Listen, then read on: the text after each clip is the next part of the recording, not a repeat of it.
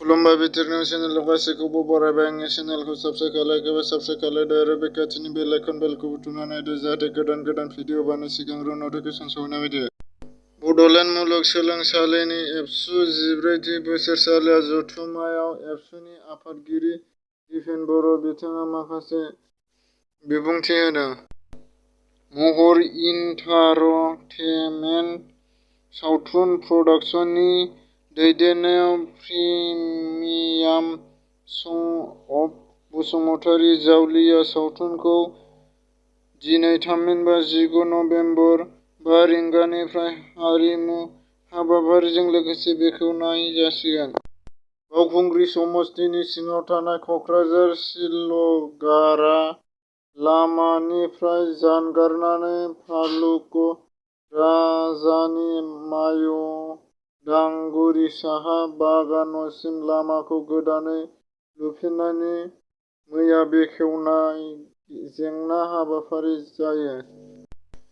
मैया बि टि सि नि एसेमब्लि जथुम्मानिफ्राय बेरेखा दोलो बि.पि.एफ. राजखान्थि हान्जाया जथुम जोबस्लाबैयावनो जथुमनिफ्राय ओंखारबोदों। बि.पि.एफ. नि एम.सि.एल.ए. देरहासार बसुमतारीया बि टि सि रांबावजा थुंगिनायनि उनाव माखासे बाथ्रा फोरमायथिनानै होयो। एन.एल.एफ.बि. मुंख्लं जानायनि जिरियास नार्जारि बिथांनि सारादु खुंनो लोगोसे मैया मुंख्लं खाम्फा बेखेवनाय जादों।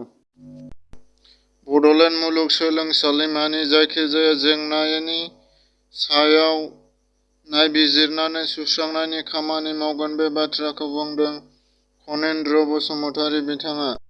बि टि सि एसेमब्लि जथुम्मा बेरेखा दोलोनि खौरां मेल खालामदों।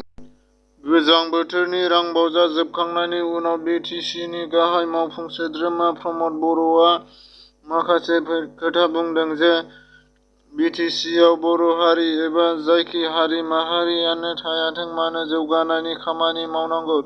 जायखि हेंथा दोलो फैया मानो बिसोरबो मोजाङै खामानि मावलांनांगौ। बिनि थाखाय बिथाङा माखासे बाथ्रा बुंनानै होदों। बाक्सा जिल्लानि 24 नं. मुसलपुर बि टि सि बियाबनि टेकराखुसि प्राइमारिनि सिङाव थानाय निसिथिसा मुखाखाराथरा आरो खासिबारि टेकराखुसिनि गेजेराव थानाय तिहु दैमानि सायाव मैयासिमफ्रामबो औवानि दालां। एन.एल.एफ.बि. नि बिग्रायारि गिबि मुंख्लं जानाय जिरियास नार्जारि बिथांनि सारादु खुंनायजों लोगोसे मैया मुंख्लं खाम्फा बेखेवनाय जादों।